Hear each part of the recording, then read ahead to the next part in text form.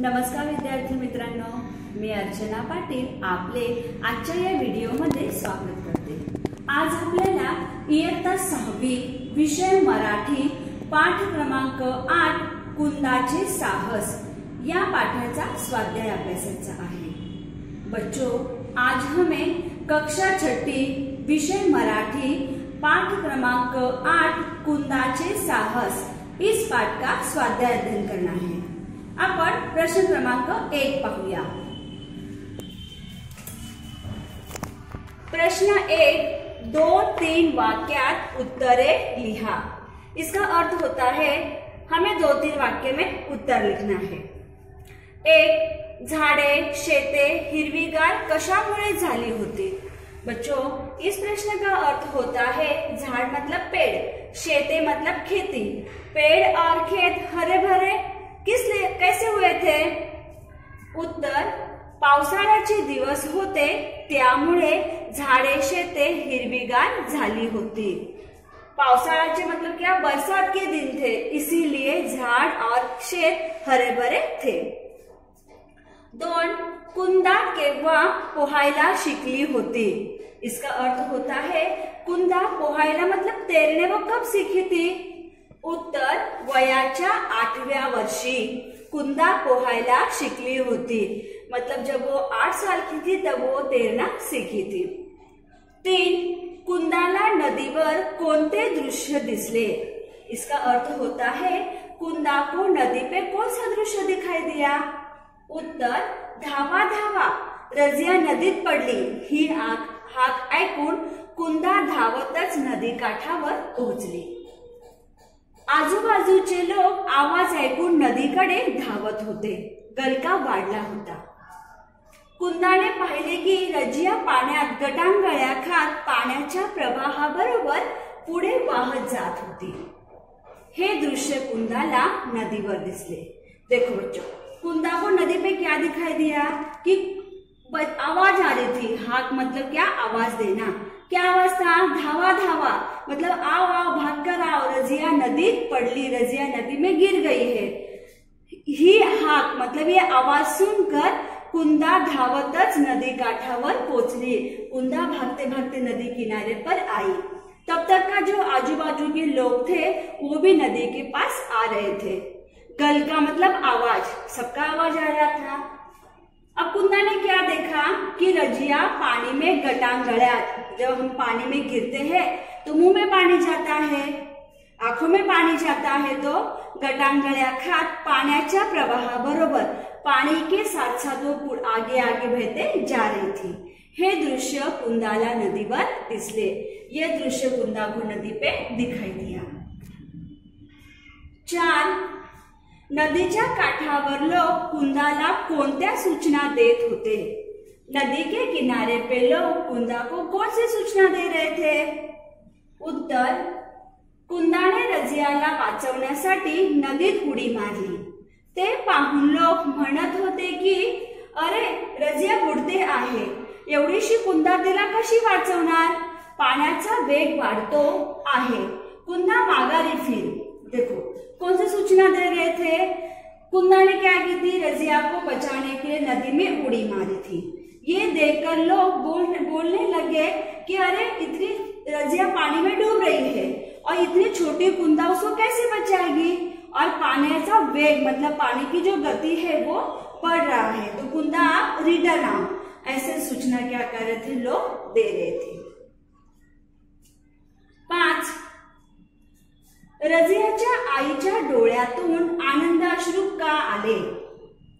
इसका अर्थ होता है कि रजिया की माँ के आंखों से खुशी के आंसू क्यों आए। उत्तर, बुडणाऱ्या लहानग्या रजियाला कुंदाने वाचवले होते। दोघींना सुखरूप पाहून रजियाच्या आईला आनंद झाल्यामुळे तिच्या डोळ्यातून आनंदाश्रू आले। इसका अर्थ होता है डूबने वाली छोटी सी रजिया को कुंदा ने वाचन मतलब बचाई थी। अब दोनों को सुखरूप मतलब दोनों को सही सलामत देखकर रजिया के आई को, रजिया की माँ को आनंद हुआ, इसलिए उनकी आंखों से खुशी के आंसू बहने लगे। आता आपण प्रश्न क्रमांक 2 पाहूया। पुढील शब्दांचे विरुद्धार्थी शब्द लिहा। बच्चों, हमें यहाँ पे विरुद्धार्थी शब्दों को लिखना है। एक, प्रसन्न, प्रसन्न का विरुद्धार्थी है अप्रसन्न। 2, दूरवर, त्याचे विरुद्धार्थी जवळपास। तिसरे आहे शूर, शूरचा विरुद्धार्थी शब्द भित्रा। 4, हसणे, रडणे। 5, पुढे, मागे। 6, लवकर, सावकाश। अशा प्रकारे येथे आपण विरुद्धार्थी शब्द लिहिले। आता आपण पुढचा प्रश्न पाहूया।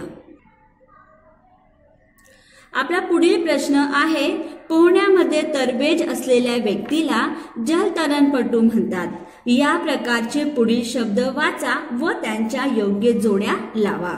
देखो बच्चों, इसका अर्थ क्या होता है? पोहने में, पोहण्यामध्ये म्हणजेच काय? तैरने में। तैरने में जो व्यक्ति एक्सपर्ट है, जो तरबेज है, उसको क्या बोलते हैं? जलतरणपटू। तो उसी तरह से हमें यहाँ पे कुछ शब्द दिए गए हैं, उसमें हमें जोड़ियां मिलाना है। यहाँ पे अ गट दिया है, ब गट दिया है और यहाँ पर हमने उत्तर लिखा है। देखो, पहले में क्या दिया है? अ गट में क्रिकेट खेळण्यात पटाईत। आ, धावण्यात पटाईत। ई, भाषण करण्यात पटाईत। आपल्याला ब गटामध्ये दिलेले आहे एक वक्ता, 2 क्रिकेटपटू, 3 धावपटू। मग आपल्याला काय करायचे आहे? अ गट आणि ब गट यांच्या जोड्या लावायच्या आहेत। येथे उत्तर आपल्याला लिहायचे आहे। क्रिकेट खेळण्यात पटाईत, जो व्यक्ति क्रिकेट खेलने में एक्सपर्ट होते हैं उनको क्या बोलते हैं? क्रिकेट पटू। तो हमने यहाँ पे लिखा है क्रिकेट पटू। दूसरे आहे धावण्यात पटाईत, धावणे मतलब क्या? भागना। मग धावण्यात पटाईत धावपटू। बघा, इथे दिले होते आपल्याला ब गटामध्ये धावपटू, मग आपण येथे लिहिले धावपटू। तीसरे आहे भाषण करण्यात पटाईत, जो अच्छा भाषण देते हैं उनको क्या बोलते हैं? वक्ता। देखो, यहाँ पे दिया था वक्ता, तो इस तरह से हमने यहाँ पर लिखा है वक्ता। अशा प्रकारे येथे आपल्याला आपण जोड्या लावलेल्या आहेत। आता आपण पुढचा प्रश्न पाहूया। आपला प्रश्न आहे, खालील खेळ खेळण्यासाठी आवश्यक असणाऱ्या वस्तू गोष्टी लिहा। इसका अर्थ होता है बच्चों, यहाँ पे हमें खेल दिए हैं, अब उस खेल खेलने के लिए कौन कौन सी वस्तुओं की हमें आवश्यकता होती है वो हमें यहाँ पर लिखना है। देखो, पहला खेल दिया है क्रिकेट। आपको पता ही होगा, आप लोग क्रिकेट खेलते ही हो, तो क्रिकेट खेलने के लिए कौन कौन सी वस्तुएं लगती है? बैट लगती है, चेंडू, स्टैम्प, पैड और ग्लव्स। दूसरे आहे कबड्डी। आप लोग भी खेलते हो, हमारे विद्यालय में भी हमेशा आप लोग खेलते हो अपने विद्यालय में। तो कबड्डी के लिए कौन कौन से वस्तु की आवश्यकता होती है? आखीव मातीचे मैदान, मतलब क्या? जिस मैदान में आप लोग खेलते हो उसमें पूरी लाइन वगैरह ड्रॉ किया जाता है, 1 2 3 ऐसे नंबर डाला जाता है। जो बच्चे आउट होते हैं उनको वहां खड़ा करते हैं, तो इसका मतलब क्या? आखीव मातीचे मैदान। तिसरा खेळ आहे फुटबॉल। फुटबॉल साठी कोणकोणत्या वस्तू लागतात? तर बॉल, जाळी, पॅड। आता आपण पुढचा खेळ पाहूया। पुढचा खेळ आहे लिंबू चमचा। आप हमेशा खेलते हो, अपने विद्यालय में खेलते हो ना, तो कौन कौन सी वस्तु लगती है उसके लिए? बरोबर, चमचा व लिंबू। पुढचा खेळ आहे संगीत खुर्ची। वो भी आप खेलते हो, म्यूजिक चेयर खेलते हो ना, तो उसमें कौन कौन सी वस्तु लगती है? खुर्च्या आणि रेकॉर्ड प्लेयर। पुढचा खेळ आहे विट्टी दांडू। वो भी आप खेलते हो, उसको क्या बोलते हैं हिंदी में? गिल्ली डंडा। तो क्या क्या लगता है उसके लिए? विटी व दांडू। पुढचा खेळ आहे लगोरी। अब ये जो लगोरी खेल है, ये लगोरी खेल में 2 टीम होती है। अब उसमें कौन कौन सी वस्तु लगती है? ठीकरिया व चेंडू। अब चेंडू मतलब क्या? बॉल, और ठीकरिया मतलब गोल गोल छोटे छोटे पत्थर जैसे होते हैं, उसको बोलते हैं ठीकरिया। अब इसमें 2 टीम खेलती है। एक टीम क्या करती है? चेंडू मारती है, और जो पत्थर गोल गोल ऐसे एक के ऊपर एक जो रखे जाते हैं उसको एक टीम बॉल से मारती है। तो इस तरह से ये लगोरी खेल खेला जाता है। आठवें आहे पोहणे। पोहणे मतलब क्या? तैरना। तो उसके लिए क्या लगता है? स्विमिंग सूट हो गया, चश्मा भी आप लगाते हो, तैरते हो ना, तो क्या क्या लगता है आपको पता ही होगा। तो हमने यहाँ पे लिखा है स्विमिंग सूट। तर अशा प्रकारे आपण येथे प्रश्न क्रमांक 4 पाहिला। आता आपण पुढचा प्रश्न पाहूया। आपला प्रश्न आहे, कंसातील वाक्प्रचार दिलेल्या वाक्यात योग्य ठिकाणी वापरा। इसका अर्थ होता है बच्चों, कंसातील मतलब ये, इसे हम ब्रैकेट बोलते हैं, मराठी में कंस कहा जाता है। तो यहाँ पे वाक्प्रचार दिए गए हैं, उसका हमें वाक्य में उपयोग करना है। दंग होणे, गलका वाढणे। दंग होणे म्हणजे मग्न होणे आणि गलका वाढणे म्हणजे आवाज वाढणे। आता येथे आपल्याला 2 वाक्य दिलेली आहेत, त्याच्यामध्ये आपल्याला वाक्यांचा उपयोग करायचा आहे, वाक्प्रचारांचा उपयोग करायचा आहे। एक, शाळेची सुट्टी झाल्याबरोबर शाळेच्या मैदानात विद्यार्थ्यांचा गलका वाढला। म्हणजेच काय की शाळेची सुट्टी झाल्यानंतर शाळेच्या मैदानामध्ये विद्यार्थ्यांनी गलका वाढला, म्हणजेच आवाज वाढला। समझ में आया बच्चों आपको? देखो, जब स्कूल की छुट्टी हो गई तो स्कूल के मैदान में विद्यार्थियों ने आवाज बढ़ाया, म्हणजेच गलका वाढला। दुसरे आहे, परीक्षा असल्यामुळे मुले अभ्यासात दंग झाली। इसका अर्थ होता है परीक्षा होने के कारण बच्चे पढ़ाई में दंग हुए, मग्न हुए। मग अशा प्रकारे येथे आपण वाक्प्रचारांचा योग्य ठिकाणी वापर केलेला आहे। आता आपण पुढचा प्रश्न पाहूया। प्रश्न क्रमांक 6, आंतरजालाचा उपयोग करून भारतीय जलतरणपटू यांची माहिती घ्या। प्रत्येक खिलाड़ूची माहिती 4-5 वाक्यात लिहा। अंतरजाल, अब अंतरजाल मतलब क्या बच्चों? इंटरनेट। तो आपको क्या करना है? इंटरनेट का उपयोग करून जो भारतीय जलतरणपटू है, मतलब इंडियन स्विमर, उनके बारे में आपको 4 से 5 वाक्य में लिखना है। अब आपको आता ही होगा, लेकिन आप जब इंटरनेट पे बैठोगे तो अपने मम्मी पापा को, किसी को भी साथ में लेके बैठोगे, अकेले उस पे काम नहीं करोगे। अभी आपको पता ही होगा जो हमारे इंडियन स्विमर है, जो भारतीय जलतरणपटू है, जैसे वीर धवल खाड़े, शिवानी कटारिया, श्रीहरि नटराज, कुशग्र रावत। तो मैंने ऐसे आप लोगों को नाम बताया है।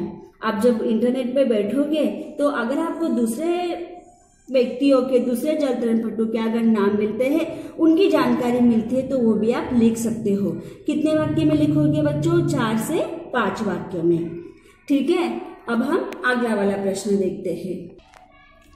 आपला 7वां प्रश्न आहे, तुम्ही रजियाचे हितचिंतक आहात, या नात्याने तिला कोणत्या सूचना द्याल? देखो बच्चों, आप रजिया के हित चिंतक हो, मतलब आप रजिया के बारे में अच्छा सोचते हो, आपके उसके लिए विचार अच्छे हैं, तो आप उसे कौन कौन सी सूचना दोगे? तो वो आपको यहाँ पर लिखना है। देखो, हमने यहाँ पर लिखा है, 1, पावसाळ्यात नदीला कधीही पूर येऊ शकतो, याची कल्पना हवी। 2, शक्यतो नदी किनारी खेळू नये। 3, किनाऱ्यापासून दूर खेळावे। 4, पाण्यामध्ये उतरू नये। 5, पाण्यात एकट्याने कधी जाऊ नये। देखो बच्चों, इसका अर्थ क्या होता है?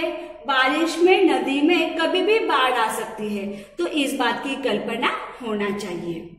दूसरे, शक्यतो नदी किनारे, मतलब हमें नदी के किनारे पे खेलना नहीं चाहिए। जैसे हमने देखा कि रजिया नदी के किनारे खेल रही थी, तो हम उसको क्या बताएंगे? हम कौन सी सूचना देंगे उसको कि नदी के किनारे खेलना नहीं चाहिए। तीसरा है, किनाऱ्यापासून दूर खेळावे, जो नदी का किनारा है उससे दूर खेलना चाहिए। 4, पाण्यामध्ये उतरू नये, मतलब पानी में उतरना नहीं है। 5, पाण्यात एकट्याने, मतलब पानी में भी अगर उतरना है तो अकेले उतरना नहीं है। इस तरह से हम लोग क्या करेंगे? रजिया को सूचना देंगे। आता आपण पुढचा प्रश्न पाहूया। आपला पुढचा प्रश्न आहे, पाठ वाचून तुम्हाला कुंदाचे कोणकोणते गुण जाणवले ते लिहा। देखो बच्चों, इसका अर्थ होता है पाठ पढ़कर हमें कुंदा के कौन कौन से गुणों का एहसास हुआ, हमें कौन कौन से गुण उसके पता चले, वो हमें यहाँ पर लिखना है। देखो, यहाँ पे दिया है कुंदाचे गुण, और इस तरह से हमने यहाँ पर लिखा है। बघा, कोणता गुण होता तिच्या अंगामध्ये? साहसी, म्हणजे ती साहसी होती ना, तिने विचार केला का की मी छोटीशी आहे आणि मी जर रजियाला वाचवायला गेले तर मीही पाण्यामध्ये जाऊ शकते, मला जर पाण्यात पोहता नाही आले तर? तिने असा विचार केला का? नाही. म्हणजेच ती कशी होती? साहसी होती. मग तिच्या अंगात कोणता गुण होता? साहसी हा गुण होता. पुढचा गुण आहे प्रसंगावधानता. म्हणजेच काय की तिच्या डोळ्यासमोर जो प्रसंग होता त्या प्रसंगात तिने काय केले? योग्य ते काम केले. तिने रजियाला वाचवले. म्हणजेच तिने प्रसंगाला पाहून काम केले. पुढे आहे तत्परता. तत्परता म्हणजेच काय? लगेच तिने निर्णय घेतला, लगेच पटकन तिने विचार केला आणि रजियाला वाचवण्यासाठी तिने पाण्यामध्ये उडी मारली. म्हणजेच तिच्यामध्ये कोणता गुण होता? तत्परता. पुढे आहे धैर्यवान. बघा, धैर्य म्हणजेच काय? हिम्मत. तिच्यामध्ये हिम्मत होती. ती सुद्धा रजियासारखी लहानच होती, पण तिने रजियाला वाचवण्यासाठी पाण्यामध्ये उडी घेतली. म्हणजेच तिच्यामध्ये कोणता गुण होता? धैर्यवान. तर बघा, कुंदामध्ये कोणकोणते गुण होते? साहसी, प्रसंगावधानता, तत्परता आणि धैर्यवान हे कुंदामध्ये गुण होते. आता आपण पुढचा प्रश्न पाहूया. प्रश्न क्रमांक 9. कुंदाचे अभिनंदन करणारा कोणता संदेश तुम्ही भ्रमणध्वनीवरून पाठवाल ते खालील चौकणात लिहा. देखो बच्चों, इसका अर्थ होता है कि कुंदा का अभिनंदन करने वाला संदेश, भ्रमणध्वनि मतलब मोबाइल, तो मोबाइल से अगर आपको भेजना है तो क्या लिखोगे? वो हमें यहाँ पे इस चौकोन में लिखना है. कौन सा संदेश? कुंदा का अभिनंदन करने वाला संदेश. देखो क्या लिखा है हमने? स्वतःचा जीव धोक्यात घालून तू लहान मुलीचा जीव वाचवलास त्याबद्दल कुंदा तुझे मनपूर्वक अभिनंदन. तुझ्या साहसाचे कौतुक करावे तेवढे थोडेच आहे. वेल डन. देखो इसका अर्थ क्या होता है? स्वतःचा जीव मतलब अपना खुद का जीव, खुद का प्राण धोखे में डालकर लहान मुलीचा जीव वाचवलास. वो भी छोटी सी थी तो उसने जान बचाया. किसका? रजिया का. त्याबद्दल कुंदा तुझे, इसीलिए कुंदा तेरा मन से अभिनंदन. आपके साहस का जितना भी कौतुक करेंगे, जितना भी प्रशंसा करेंगे वो कम है. वेल डन. इस तरह से हमने क्या किया है? यहाँ पे संदेश लिखा है. आता आपण पुढचा प्रश्न पाहूया. खालील शब्द समूह वाचा. मतलब नीचे दिए गए शब्द समूह को पढ़ो. सुंदर फुले, गोड आंबा, उंच डोंगर, ताजे दूध, पिवळा झेंडू, साठ केळी, लांब नदी, अवखळ मुले. वरील शब्द समूहात फुले, आंबा, डोंगर, दूध, झेंडू, केळी, नदी, मुले ही नाम आहेत. तर सुंदर, गोड, उंच, ताजे, पिवळा, सात, लांब, अवखळ हे शब्द त्या नामाबद्दल विशेष माहिती सांगणारे शब्द आहेत. अशा शब्दांना विशेषण म्हणतात. बच्चों, इसके पहले हम लोगों ने वीडियो में नाम, सर्वनाम, विशेषण उसकी जानकारी प्राप्त की थी. तो नाम मतलब क्या? वस्तू, व्यक्ती, प्राणी, स्थान यांना जे नाव दिले जाते त्यालाच नाम असे म्हणतात. आणि विशेषण म्हणजेच काय? तर नामाबद्दल विशेष माहिती सांगणाऱ्या शब्दांना विशेषण असे म्हणतात. तुम्हाला समजलेच असेल. म्हणजे याच्यामध्ये नाम कोणकोणती आहेत? तर फुले, आंबा, डोंगर, दूध, झेंडू, केळी, नदी, मुले हे सर्व नाम आहेत. आणि सुंदर, गोड, उंच, ताजे, पिवळा, सात, लांब हे सर्व काय आहेत? विशेषण आहेत. आपण याच्या अगोदर सुद्धा विशेषणांचा आणि नामांचा अभ्यास केलेला आहे. आता आपण पुढचा प्रश्न पाहूया. खालील आकृतीत गुलाबाच्या फुलाला 8 विशेषणे लावली आहेत ती समजून घ्या. देखो बच्चों, हमें यहाँ पे गुलाब का फूल दिख रहा है और देखो यहाँ पे विशेषण दिए गए हैं, तो वो हमें समझना है. ये कितने विशेषण है? टोटल 8 विशेषण. देखो ताजे गुलाब, लाल भड़क गुलाब, देखो हमें लाल लाल गुलाब दिखाई दे रहा है ना, तो लाल भड़क गुलाब. आगे दिया है रंगीत, देखो रंगीत दिखाई दे रहा है तो रंगीत गुलाब. टपोरे गुलाब, सुवासिक मतलब क्या? सुगंधित, सुगंधित गुलाब. नाजुक गुलाब, सुंदर गुलाब और ये टवटवीत गुलाब. तो इस तरह से यहाँ पे जो गुलाबी जो नाम है, नाम को ये विशेषण यहाँ पे दिए गए हैं. आता आपल्याला इथे काय करायचे आहे, खालील चित्रांना 2-2 विशेषणे लावा। हमें यहाँ पे चित्र दिए गए हैं और उस चित्र पे हमें 2-2 विशेषणों का उपयोग करना है। देखो हमें यहाँ पे चित्र दिखाई दे रहा है, चित्र में क्या दिखाई दे रहा है, इमारत है, मतलब बिल्डिंग, बहुत सारे यहाँ पे इमारती है और वो कैसे है, उंच उंच आहेत ना, म्हणून इथे आपण लिहिले उंच इमारती, म्हणजे आपण इथे उंच या विशेषणाचा वापर केला। दुसरे आहे टोलेजंग इमारती, म्हणजेच इमारती ह्या नामाला उंच आणि टोलेजंग या 2 विशेषणांचा वापर केला। येथे पुढे आपल्याला दिसत आहे ससा, ससा म्हणजेच काय तर खरगोश। अभी हमें क्या करना है, खरगोश इस नाम को 2 विशेषण लगाना है। जसे ससा कसा दिसतो, त्याचा रंग कसा आहे, पांढरा, मतलब सफेद, तो हमने यहाँ पे पांढरा इस विशेषण का उपयोग किया। दूसरे भित्रा, भित्रा मतलब डरपोक, वो डरता है, मग भित्रा ससा। मग अशा प्रकारे आपण ससा या नामाला पांढरा आणि भित्रा हे 2 विशेषणे लावली। येथे आपल्याला दिसत आहे चित्रामध्ये कलिंगड। आता हे कलिंगड कसे असते तर लाले लाल असते बघा, इथे आपल्याला दिसत आहे ना लाल लाल कलिंगड। मग कोणते विशेषण वापरले आपण, लाले लाल कलिंगड, आणि कलिंगड आकाराला कसे आहे, गोल, मग इथे आपण लाले लाल आणि गोल या 2 विशेषणांचा वापर केला। आता बघा पुढचे चित्र जर आपण पाहिले तर या पुढच्या चित्रामध्ये आपल्याला हत्ती दिसत आहे।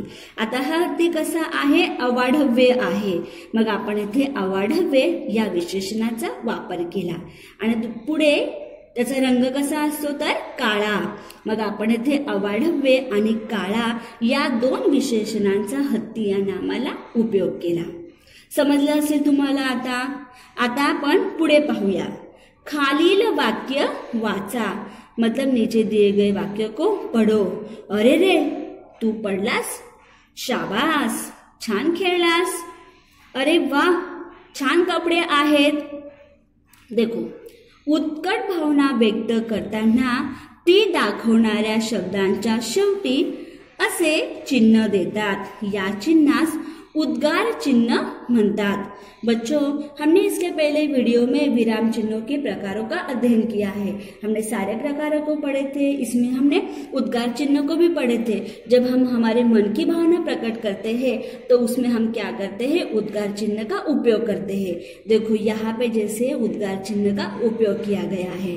आया बच्चों आपको समझ में। देखो हमने व्याकरण में क्या क्या पढ़े, नाम, फिर उसके बाद यहाँ पे विशेषण और यहाँ पर उद्गार चिन्ह पड़े हैं। अशा प्रकारे येथे आपण कुंदाचे साहस या पाठाचा स्वाध्याय अभ्यासला। आता तुम्हाला काय करायचे आहे, आपण जो स्वाध्याय पाहिला तो स्वाध्याय तुम्हाला तुमच्या वहीत लिहायचे आहे आणि ज्या दिवशी आपला ग्रुप ओपन होतो म्हणजे शुक्रवार आणि शनिवार, त्या दिवशी तुम्ही जो स्वाध्याय तुमच्या वहीत लिहिलेला आहे तो तुम्हाला ग्रुपमध्ये पाठवायचा आहे। बच्चों इस तरह से आज हमने कुंदाचे साहस इस पाठ का स्वाध्याय देखा है। अब आपको क्या करना है, जो स्वाध्याय हमने किया है उसको आपके बुक में लिखना है और जिस दिन हमारा ग्रुप ओपन होता है मतलब शुक्रवार और शनिवार, उस दिन आपने जो स्वाध्याय आपकी बुक में लिखा है उसको ग्रुप में भेजना है। धन्यवाद बच्चों, मिलते हैं हम अगले वीडियो में।